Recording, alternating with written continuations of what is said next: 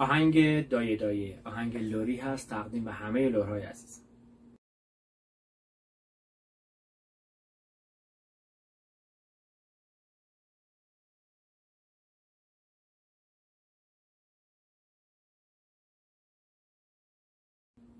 تمرین شماره 31 هست. فا دیز و دو دیز سرکلید اون هست. 6 8م مثل ویدیوی قبلی با سرعت پایین و اینکه هر چنگ برابر یک شماره. اول میخونیم و بعد اجرا میکنیم. 1 2 3 4 5 6. 1 2 سکوت. فا سول لا لا لا سول لا سول لا سول لا سول فا. فا سول لا لا لا سول لا سول لا سول لا سول فا. می فا سول لا لا سول فا می سول فا می ره سکوت. ره می فا فا می سول فا می ره سکوت. سی دو ره. 1 2 فا سول لا لا لا سول لا.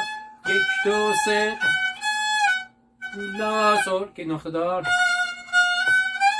1 2 3 4 5 6.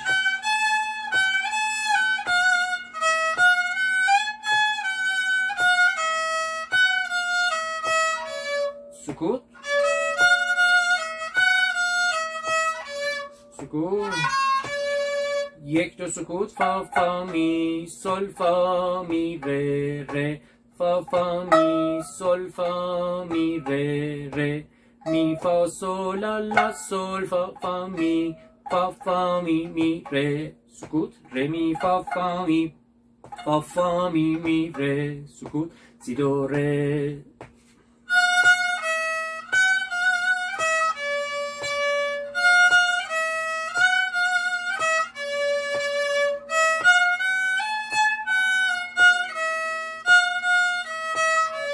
سکوت. سکوت.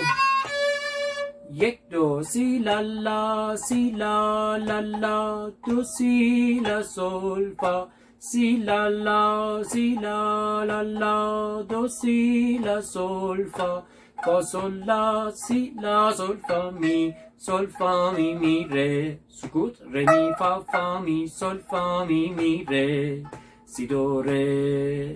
سی لا لا. از این اولش میتونیم تو پوزیشن هم باشیم. سی لا لا سی لا لا لا. دو بکار به سی بچسبه. 2 سی لا سول برگردیم فا سول فا. دوباره پوزیشن. سی لا لا سی لا لا لا.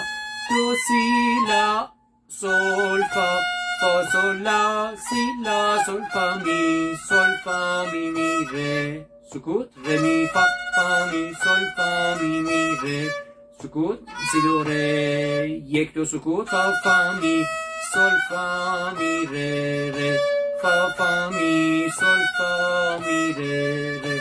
می فا سول لا لا سول فا فا می فا فا می ره سکوت. ره می فا فا می فا فا می ره سی دو ره. تقدیم همه شما عزیزان.